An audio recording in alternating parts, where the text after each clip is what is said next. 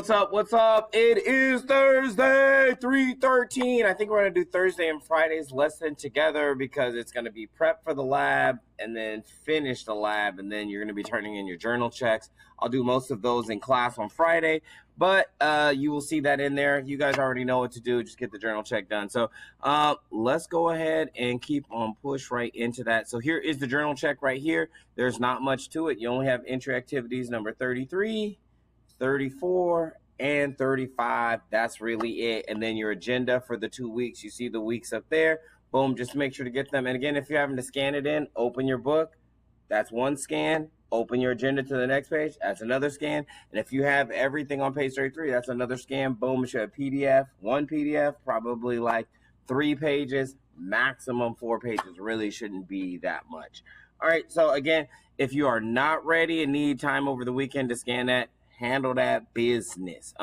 For periods, because I will not be here on Friday at the end, so for periods, I think 6 and 7, I will check your journals on Monday, so don't trip out. Or some of y'all can scan it in, not a big deal. All right, bam, you see what it is. Go all the way to the very, very, very, very top there. You have A or B, and then for number 2, you got to do A, B, and C. If you can see, I filled out most of the sentences for y'all, so it shouldn't be that crazy. Take 3 to 4 minutes to get this done, and then we will move on from there. So handle that business. Again, pause the screen. This is the last entry activity for the journal check, so you do actually need this. Did you check? Did you pause right here? Did you pause right here and get this done? Did you pause right here and get this done? If you did not, that's what you need to do right now. Okay, so Mr. Farr is going to move forward, so pause the screen as you need it. So I'm going to move myself right up there and say, why is March the most popular month to use a trampoline? And hopefully you went with, it's springtime, even though it is pouring down rain. It is springtime, okay? And when we say it's springtime, this is what I mean. It's springtime. Yeah. Let's keep it moving.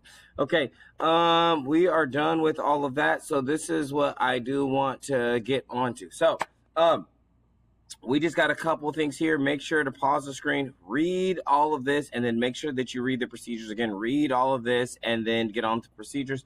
Mr. Farr is going to move forward. So you need to pause the screen, get yourself on over to page number 19. Do you guys see that? 19 and 20, that's kind of where we're at right now. So again, pause the screen, read that, then unpause it, and then jump back in with me. Cool. Okay, so let's just take a look at the procedure over here. Plan an investigation to explore potential energy by holding a ball above the Earth's surface and then dropping it from different heights. So let's see what we got to do, okay? Woo, what are we supposed to do? Oh, my bad.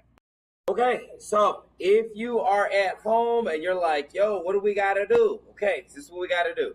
So we are going to measure the bounce height, right? Boom, of a ball. So you can pick any ball that you like, right? So you could pick basketball. It could be this kind of dodgeball, mini basketball, ping pong ball, tennis ball. You get it. And you're going to drop it from above the Earth's surface, and you're going to get to pick the heights.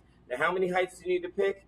3. So pick 3 different heights, and you're going to drop the ball. So you'll figure that out, and you'll say, okay, I'm not going to choose a basketball. You know what I want to choose? I want to choose a golf ball. Bam. So I got a golf ball, and I'm going to either choose to measure in centimeters or meters. It's okay. So if I go to centimeters, 50 would be 50 centimeters. But if I'm going meters, that would be 0.5 meters. So make sure that you have that correct, right? And you're going to drop it from here, right? And then you're going to record the bounce height. Boom. Now, the thing about recording the bounce height is you really got to look. Now, if you got a video like this and you film it on video, then that will actually allow you to read the bounce height, right? So boom. And you want to do that 3 times so that you can get an average bounce height. Now, you're going to drop it from 3 different heights. So if I dropped it from 0.5, I get up to 0.7 and say, okay, now what is the bounce height going to be from 0.7? Boom. And again, I'm going to drop it 3 times, get those 3 different bounce heights, right? And then I'm going to go ahead and record that information. Now, here's the big question, right? Here's the big question. And we'll just stay over here for now. If that is the experiment that I'm going to do, if that's what I'm actually going to do, then what would my question probably be? What should my question probably be? And hopefully you're like, okay, does the drop height affect what? the bounce height. Boom. So get that question on in there. Again, pause as you need it. Mr. Farr is going to move forward, but does the ball drop height, does how high I drop it from, does that affect how high it will bounce back? And that's what we're going to be asking right now, okay? And then right here where the hypothesis is, right? The hypothesis, I'm not going to tell you what it is. You're going to have to figure this out because it's going to be your hypothesis. Is you're going to have to say, right, this. If the drop height increases, right? If drop height increases, then the bounce height will do what? Will that increase? Will it decrease? Or, right, it could be like if the drop height decreases or goes down, if I lower it, then the bounce height will do what? What's going to happen, right? So that's what you need to write in there for your hypothesis. Now, we're going to take a look real quick at the procedures, and I'm not going to write all this out for you. Y'all going to have to do this for yourself. I'm going to show you some examples, and then we're going to push forward.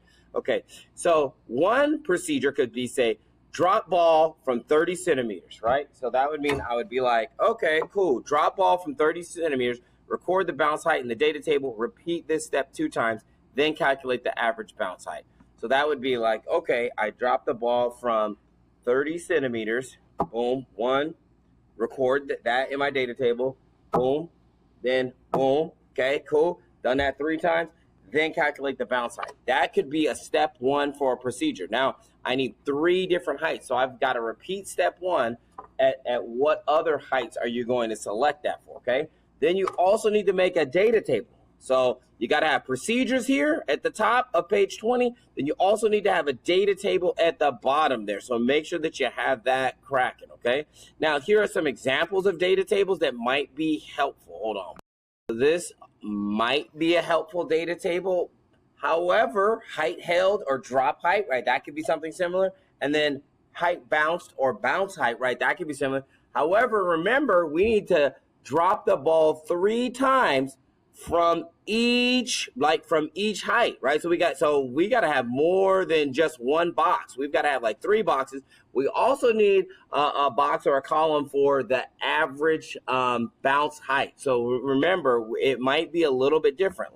Let's look at another few. So here's another data table. Again, this isn't exactly for that. So let's see if that might be helpful. Here goes another data table. Maybe this one might be helpful for you. Again, I'm just showing you examples of data tables.